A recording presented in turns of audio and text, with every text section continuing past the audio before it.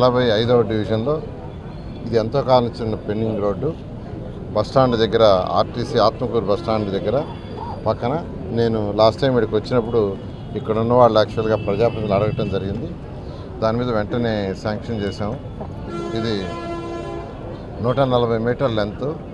140 metre లెంత్లో దీన్ని యాక్చువల్గా జేమ్స్ గార్డ్ డివిజన్ దగ్గర దీన్ని ప్లాన్ చేసాము. ఈ రోడ్డు ఇవాళ దీనికి శంకుస్థాపన జరిగింది. మళ్ళా ఒక నెల లోపల దీన్ని మళ్ళీ ఇక్కడ ఇనాగరేషన్ చేయడం జరుగుతుంది.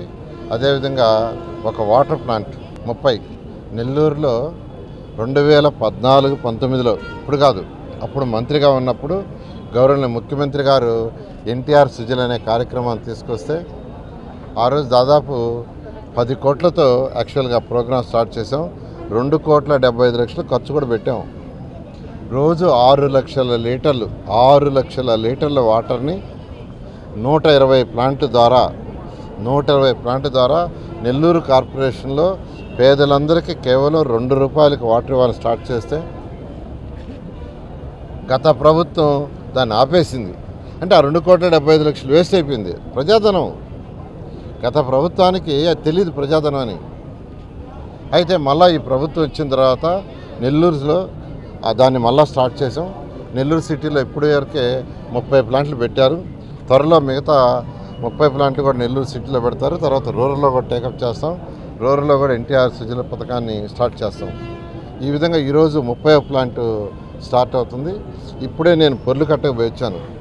పొర్లుకట్ట అంటే నిరుపేదలుండే ఏరియా. నెల్లూరు సిటీలో నిరుపేదలుండే ఏరియా ఎక్కడంటే పొర్లుకట్ట. అక్కడ ఉండేవాళ్ళు మెజారిటీ పాసి పని చేసుకుంటుంటారు, ఇళ్లలో వంట వండుకుంటుంటారు. మహా అయితే ఎక్కడన్నా ఒకరిద్దరు కూలీలకు పోతుంటారు.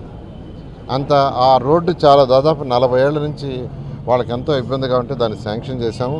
ఆ వర్క్ కూడా స్టార్ట్ చేసి ఇవాళ వర్క్ చూసి వచ్చాను. చాలా చక్కగా జరుగుతుంది. అదేవిధంగా నెల్లూరులో చెట్లు నాటడం కావచ్చు, ప్రతి 5 మీటర్లకు ఒక చెట్టు వేయాలన్నాను. మెజారిటీ ఏరియాలు వేశారు. ఇంకా కొన్ని ఏరియాలు యాక్చువల్గా వాటిని కూడా వేస్తారు. ప్రతి 5 మీటర్లకు ఒక చెట్టు ఉండాలి. 20 అడుగుల కంటే పైన ప్రతి రోడ్లో ఒక చెట్టు. 15 అడుగుల నుంచి 20 అడుగులు ఉంటే ఒక పక్కే చెట్టు, 2 పక్కలు కాదు. 20 అడుగుల పైన ఉంటే 2 పక్కల చెట్లు. 15 అడుగుల నుంచి 20 అడుగుల రోడ్డు ఉంటే ఒక పక్క చెట్టు ఏమన్నాను. దాన్ని ఒక ఉద్యమ మార్గంలో చేస్తున్నారు. వాళ్ళు కూడా అభినందిస్తున్నాను.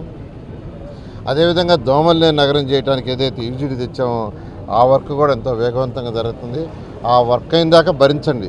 ఆ వర్క్ అయిపోతే ఆ వర్క్ పూర్తయ్యి ఏదైతే డ్రైన్స్ 15 డ్రైన్స్ నెల్లూరులో ఈరోజు టేకప్ చేసాం 50 కోట్ల రూపాయలతో. గౌరవనీయ ముఖ్యమంత్రి గారు 2017లో వచ్చిన ఫ్లడ్ని బేస్ చేసుకొని నెల్లూరు నగరానికి లాస్ట్ బడ్జెట్లో 50 కోట్లు శాంక్షన్ చేశారు. దాంతో వర్క్ జరుగుతున్నాయి. దానికి అందరూ సహకరిస్తున్నారు.